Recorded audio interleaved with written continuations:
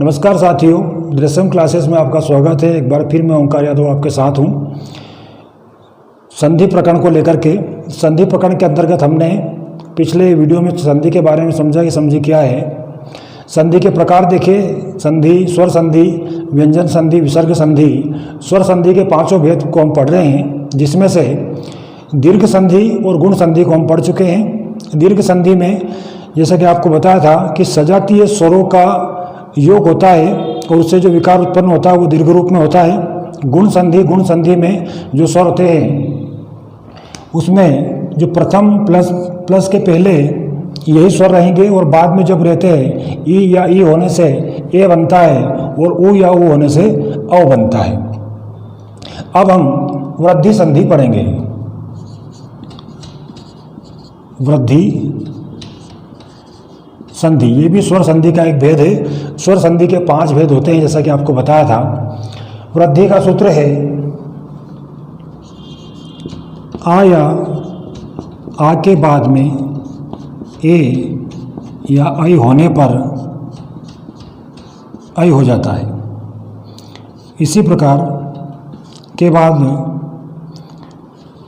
ओ या औ होने पर हो जाता है ना, वृद्धि हो जाती है। कुल मिला के कहने का भाव है वृद्धि हो जाती है। गुण संधि की तरह ही इसमें भी प्लस के बाद में विजातीय स्वर होते हैं, यानी सजातीय स्वर नहीं होते। सिर्फ दीर्घ संधि ऐसी है जिसमें सजातीय स्वर होते हैं, इन दोनों में विजातीय स्वर होते हैं। तो हम वृद्धि संधि के पढ़ रहे हैं। वृद्धि संधि का उदाहरण देखें तो सदैव शब्द है, सदैव, सदैव, तथैव। सदैव शब्द का संधि विच्छेद करें तो सदा धन एव, सदा धन एव। संधि युक्त करें तो यहाँ पर आ है, आ के प्लस आ के बाद में ई है, ए है, सॉरी, आ प्लस ए को मिलाकर बना आई। तो इन दोनों से आई बनेगा। अब यहाँ पे बचा सद, इधर बचा वा। आई की मात्रा इधर लगेगी तो सदैव। इस प्रकार से संधि युक्त किया जाता है। इसी तरह यदि तथैव शब्द हो तो भी करते हैं। दूसरा हम उदाहरण लेते हैं। आ प्लस आ या आ के बाद ओ या औ होने पर औ हो जाता है। किस प्रकार होता है? उदाहरण है जैसे दंतोष्ठ, दंतोष्ठ शब्द है, संधि विच्छेद करें, दंत प्लस ओष्ठ संधि युक्त करें तो यहाँ पर देखिए आप, आ है प्लस के बाद ओ है। नियम अनुसार आ और ओ मिलकर औ बनता है, तो दोनों को मिलाकर औ बना। यहाँ पे देखिए दंत प्लस इधर आपका बचा, अब इस ओ को यहाँ पे लिया जाएगा दंतोष्ठ। तो इस प्रकार से वृद्धि संधि में स्वरों में वृद्धि हो जाती है। यानी इसकी अगर पहचान भी देखी जाए तो वृद्धि वाली मात्रा यानी बड़ी मात्रा इसमें होती है, जहाँ से शब्द को तोड़ा जाता है। इसके बाद यण संधि, ये वृद्धि संधि था जिसमें क्रमशः आ या आ के बाद ए या आई होने पर आई हो जाता था, हुआ, और आ या आ के बाद ओ या औ होने पर औ हो जाता था। अब पढ़ेंगे हम यण संधि। यण संधि यण संधि में ई या ई के बाद सूत्र है इसका, ई या ई के बाद अन्य स्वर होने पर या बनता है, ऊ या ऊ के बाद अन्य स्वर होने पर वा बनता है, ऊ के बाद वा बनता है। इसी प्रकार री के बाद अन्य शब्द होने पर रा बनता है, री के बाद अन्य स्वर होने पर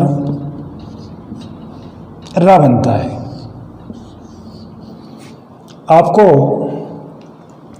बताया था कि इन्हें अर्ध स्वर भी कहते हैं, अर्ध स्वर भी कहते हैं, वो बात यहाँ पे अब सिद्ध होगी। उदाहरण हम देखें यण संधि का, जैसे शब्द है अत्यधिक,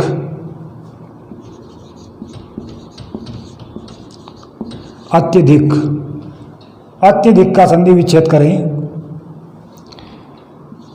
अति धन अधिक,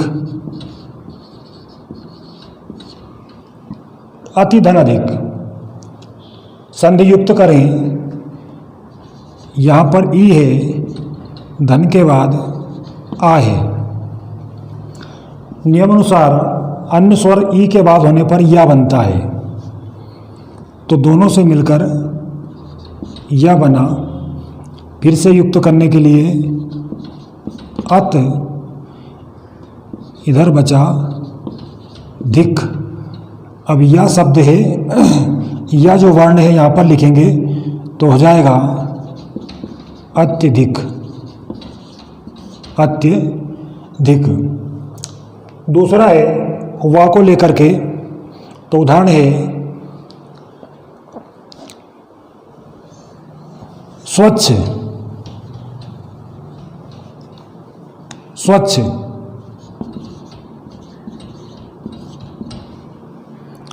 स्वच्छ का संधि विच्छेद करें, सु धन अच्छे। फिर से संधि युक्त करें, ऊ के बाद आ है, ऊ के बाद आ, तो ऊ से वा बनता है। जैसा कि आपने देखा यहाँ पे आपका बचा स छ, वा यहाँ पे लगेगा तो क्या बनेगा, स्वच्छ, यानी आधा है ये, स्वच्छ। तीसरा आपका है ऋषि के बाद अन्य शब्द होने पर रा बन जाता है। जैसे शब्द है पितराज्ञा, मात्राज्ञा, मात्राज्ञा। इसको संधि विच्छेद करें, मातृ धन आज्ञा, मातृ धन आज्ञा। प्लस के इधर री है, बाद में आ है। नियम अनुसार री से रा बनता है, पर आ बड़ा दीर्घ होने से ये रा बनेगा, रा। यहाँ पे आपका बचा मात और इधर गया, रा यहाँ पे लगा दिया जाएगा। तो इसको यूँ लिख सकते हैं मात्रज्ञा। इस प्रकार यण संधि में ये तीनों ही सूत्र में तीनों ही है। ई के बाद अन्य स्वर होने पर या, ऊ के बाद अन्य स्वर होने पर वा, और री के बाद अन्य स्वर होने पर रा बनता है। अन्य स्वरों में अगर यदि दीर्घ है तो या दीर्घ रहेगा, लघु है तो लघु रहेगा। यण संधि की पहचान है कि या, व और रा से ये तीनों ही जो वर्ण है ये आधे होंगे। इनसे पहले वाले जो वर्ण है वो आधे होंगे। जैसे यहाँ पे आप देखिए, या से पहले का आधा है, वा से पहले स्व आधा है, और रा से पहले ता आधा है। यण संधि के बाद अयादि संधि। यण संधि और अयादि संधि दोनों ही संस्कृत संधियां हैं और बहुत ही महत्वपूर्ण संधि के जो नियम है वो ग्रामर का जो व्याकरण का जो नियम है उसके अनुसार खरे उतरते हैं। जो आपने पिछले वर्णमाला में समझा था वर्ण विचार के अंतर्गत, वो बातें यहाँ पर सिद्ध हो रही हैं। यानी कितनी वैज्ञानिक ढंग से हमारी वर्णमाला को सुसज्जित किया है भाषाविदों ने। अगला है अयादि संधि। अयादि संधि यानी पांचवी संधि है, ये स्वर संधि का अंतिम रूप है। इसमें सूत्र है एक के बाद अन्य स्वर। अन्य स्वर से आपको बताएंगे, अन्य स्वर का भाव यहाँ पे विजातीय स्वरों से है, सजातीय स्वर नहीं होना चाहिए। जैसे कि ए के बाद ए नहीं होना चाहिए, विजातीय स्वर यानी अन्य स्वर है। ए के बाद अन्य स्वर होने से बनता है आय। आई के बाद अन्य स्वर होने पर बनता है आय। ओ के बाद अन्य स्वर होने पर औ तथा औ के बाद अन्य स्वर होने पर आव बनता है। इस प्रकार विकर्ण उत्पन्न होता है। ए के बाद अन्य स्वर होने पर अय। वही बात है, अन्य स्वर में अगर दीर्घ है तो फिर वो उस प्रकार से परिवर्तन होगा। ऐ के बाद अन्य स्वर होने पर आय। ओ के बाद अन्य स्वर होने पर औ तथा औ के बाद अन्य स्वर होने पर आव बनता है।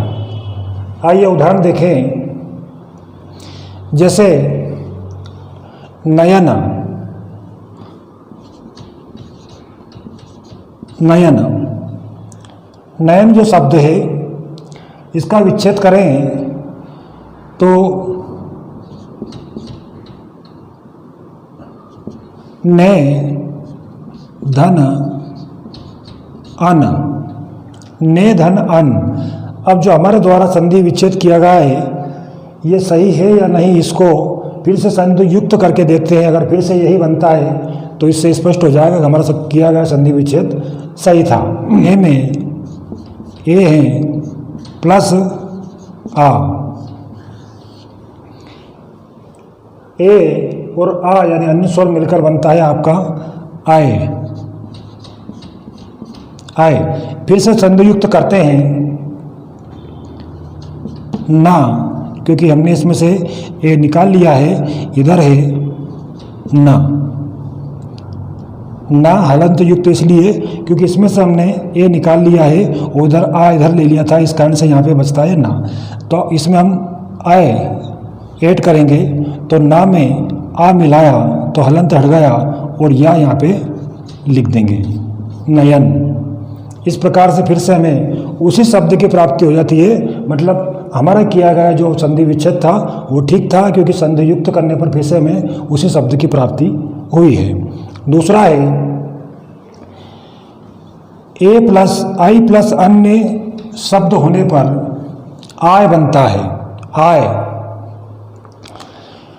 तो शब्द है नायिका। नायिका संधि विच्छेद करते हैं नय धन इका। नय धन इका फिर से संधि युक्त करके देखते हैं, तब मालूम होगा कि हमारे द्वारा किया गया संधि विच्छेद सही था या नहीं। ने में आय है प्लस ई। ए और ई मिलकर बनता है आय। आय किंतु अंत में ई होने से इसको आई लिखेंगे हम। यहाँ पे ना बचा, इधर का आई इसमें जोड़ेंगे तो ना ही नायिका। इस प्रकार से हमें फिर से उसी शब्द की प्राप्ति होती है। अगला जो हमारा सूत्र है उसके अनुसार ओ प्लस अन्य स्वर, जैसे गवीस गवीस। संधि विच्छेद है गो प्लस ईस। संधि युक्त करें तो ओ प्लस ई से मिलकर बनेगा औ ना बनते हुए अवी, बड़ी ही, इसलिए अवी बनेगा। संधि युक्त में यहाँ पे आपका ग बचा और यहाँ पे बचा सा। अवी को जोड़ेंगे तो गा में आ जोड़ दिया, वी और जोड़ देंगे गवीस। फिर से उसी शब्द की प्राप्ति हमें होती है। अंतिम जो सूत्र का शब्द है औ के बाद अन्य शब्द होने पर आ बनता है। जैसे शब्द नाविक, नाविक, नाविक शब्द का संधि विच्छेद करें नौ धन इक। संधि युक्त करने के लिए औ के बाद ई, औ के बाद ई यानी आवी, आवी, ना और का, क्योंकि इसमें से औ निकाल लिया, आ जोड़ेंगे हम, वी जोड़ेंगे हम, नाविक। इस तरह से आदि संधि को हमने समझा। इस प्रकार स्वर संधि का जो प्रकरण था, यानी स्वर संधि के जो 5 प्रकार है, इनको हमने जाना। इनके सूत्रों को किस प्रकार से, सूत्रों के द्वारा किस प्रकार से संधि विच्छेद किया जाता है, पुनः संधि युक्त किया जाता है, इन सारी चीज़ों से हम परिचित हुए। संधि का प्रकरण स्वर संधि भेद ये स्पष्ट हुआ। आने वाले वीडियो में व्यंजन संधि को लेके फिर आपके सामने उपस्थित होंगे। तब तक के लिए धन्यवाद।